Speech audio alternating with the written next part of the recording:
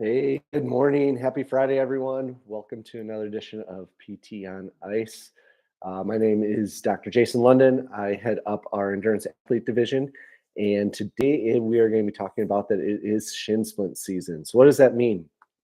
That means that shin splints or medial tibial stress syndrome uh, is most prevalent in high school cross country in terms of the running population. So we are full on in the middle of shin splint season as high school cross country has started up around the country.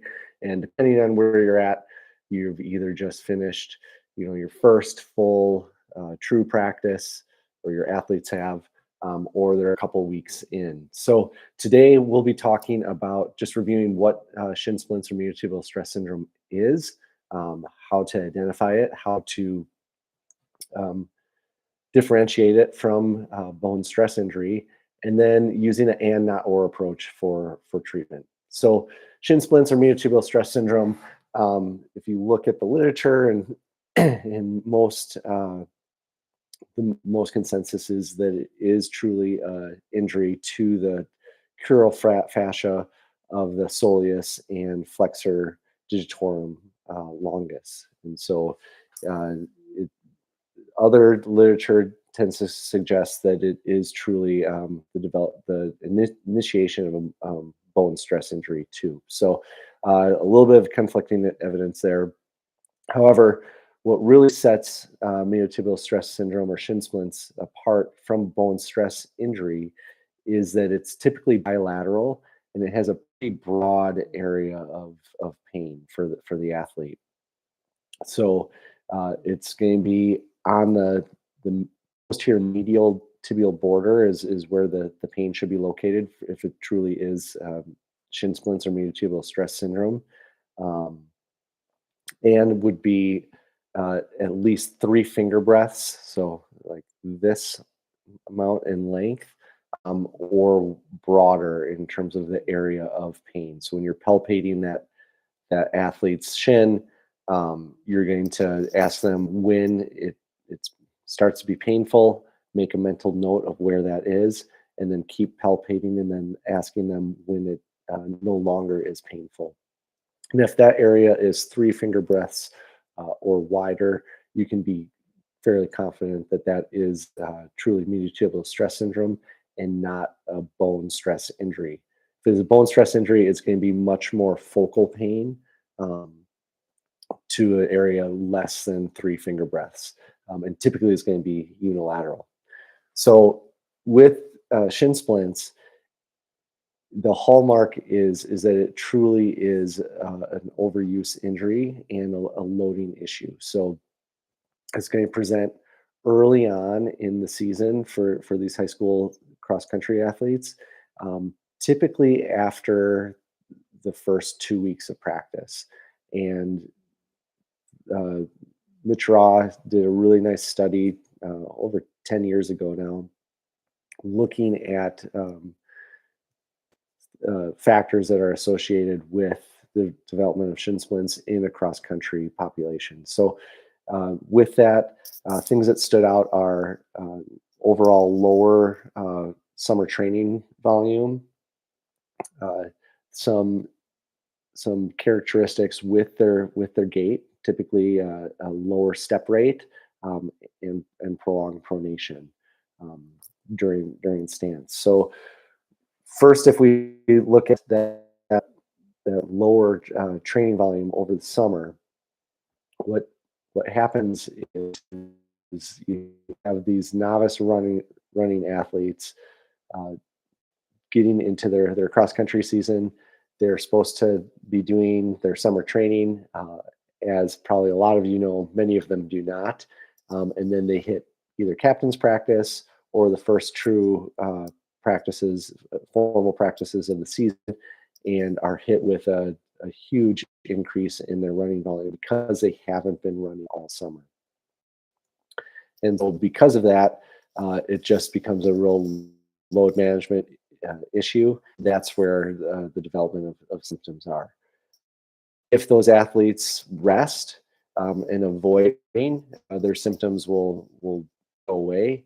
Um, but often when you initiate running, they return.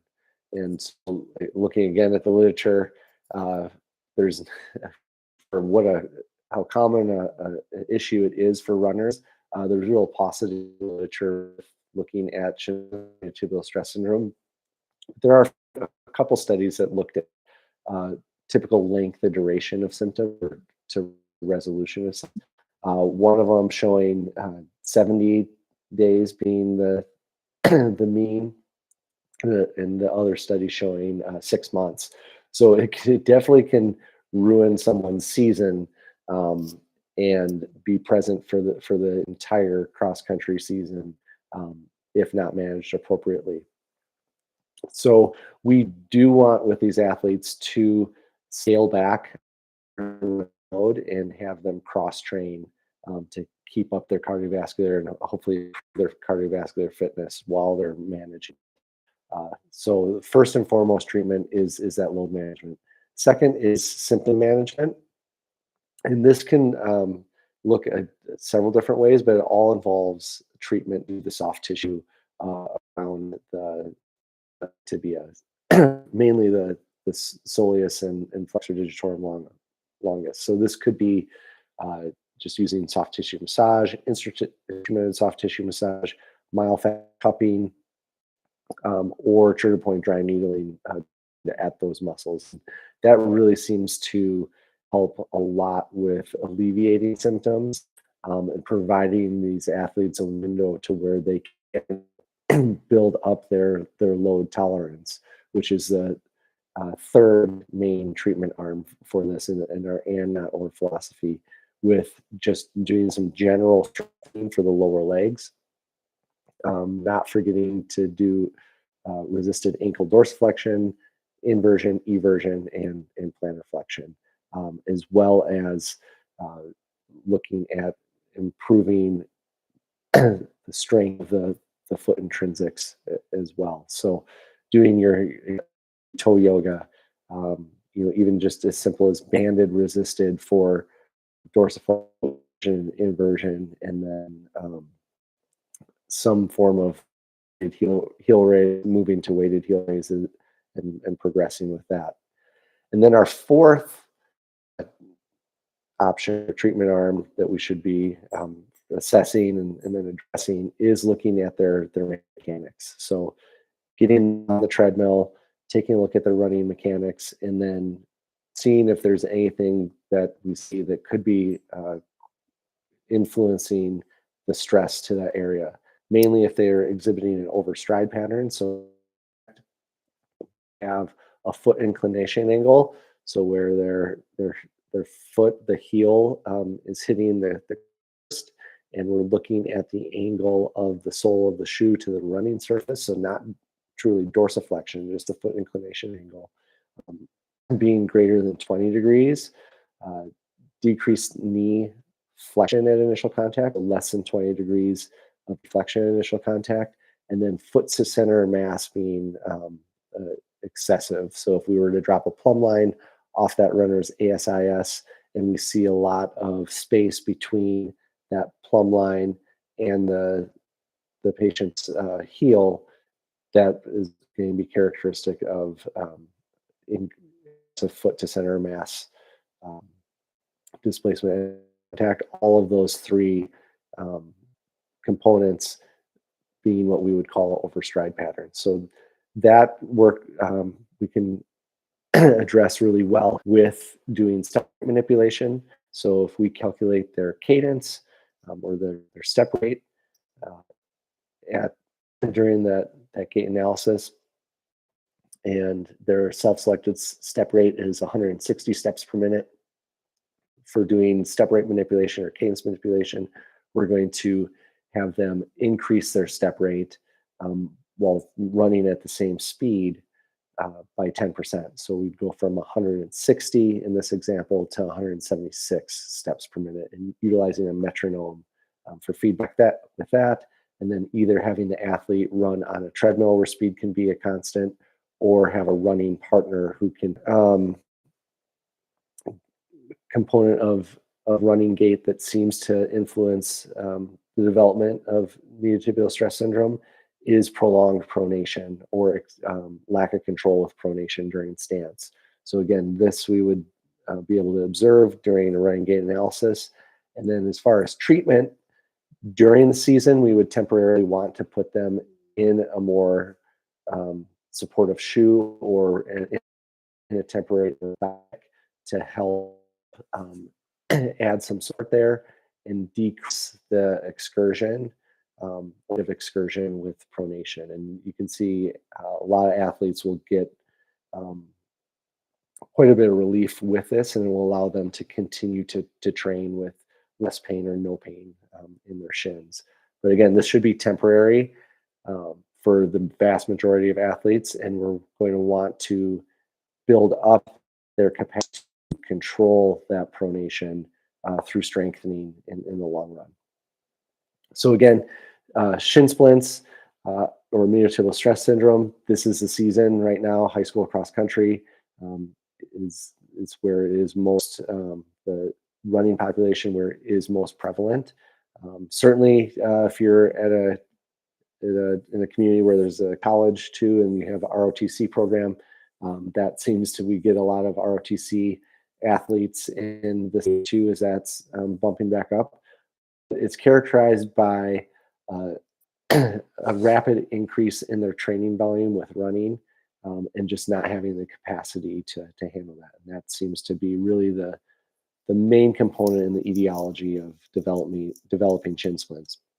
We're going to treat it with an and not or approach, a combination of load management, mainly through cross training, building capacity through strengthening of the lower leg and foot, looking and addressing running mechanics, either through step rate manipulation if they're overstriding, or a temporary orthotic, and or temporary orthotic if they have prolonged or lack of control with pronation. Then finally, symptom management through soft tissue techniques, whether massage, myofascial cupping, or trigger point drying, directed to typically the soleus, flexor digitorum longus.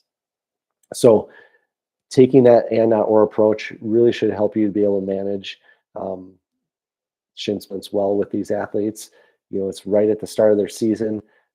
If we get on this early, we should be able to, quote unquote, save their season and allow them to have a successful season. So just a couple announcements here from the endurance athlete division. So that encompasses 3 courses: rehabilitation injured runner online, rehabilitation injured runner live, and then our professional bike fitting course. And we do have offerings of all of those courses, more left for 2024. Coming up first would be our last offering for rehabilitation injured runner online. You want to jump on that. 2 Tuesdays from now is when that last cohort starts. For rehabilitation injured runner live, we have 2 courses left for 2024. The next one being next weekend, that first full weekend of September in Maryland. We just have 2 spots left for that. And then there is one up in Michigan in November, and that's filling up quickly too. So just a few spots left for that. So if you're interested in joining us for any of our running related courses, jump on those quickly. And then for professional bike fit, we have just 2 courses left for 2024 as well. Both of those are in October. One of them is Bellingham, other one is Park City. So great destinations if you're traveling from out of town, great bike communities, and we should have a lot of fun with that. Thanks all for your attention today. Happy Friday again. Enjoy the long weekend. Get outside, do something fun. Cheers.